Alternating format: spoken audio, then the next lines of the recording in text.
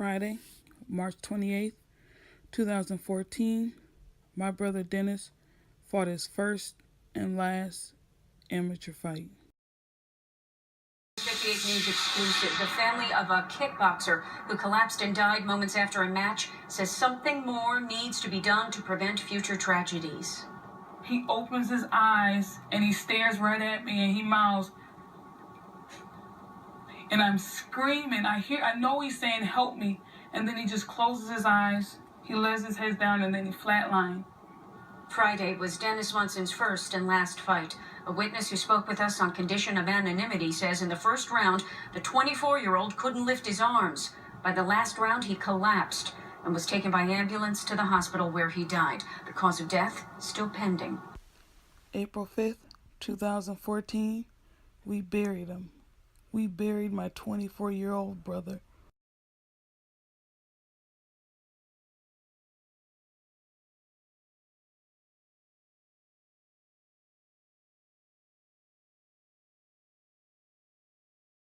Tragedy could lead to change in Wisconsin 1 year after a local boxer dies in the ring. Now lawmakers have introduced a bill to regulate kickboxing. CBS 58's Priscilla Luong is here to explain.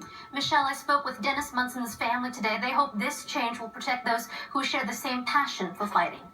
The towel should be thrown in a lot earlier if you see signs of distress. Dennis Munson was a 24-year-old kickboxer who died just hours after his amateur debut last year. I'm glad that there will be another life saved in the midst of this tragic that we had to suffer. Even though I knew in my heart that the bill would pass, I knew people out there cared.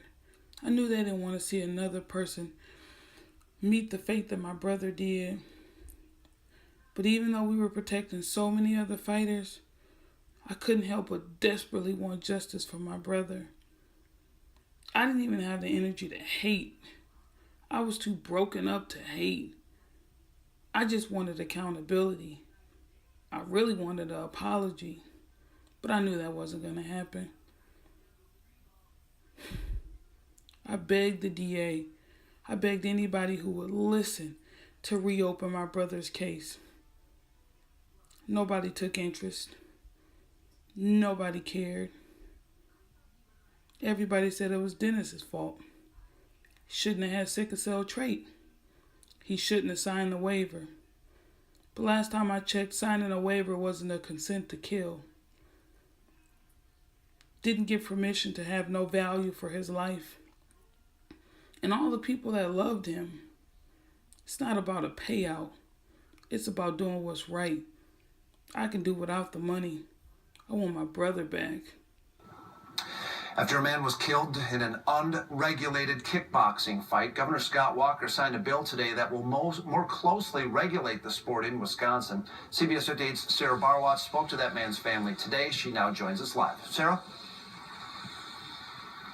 Well, it's been almost 2 years since Dennis Munson Jr. died from a fight here at the rave. His family says getting the law changed is a small victory. So that anyone can learn how to do this and learn how to do this safely and effectively.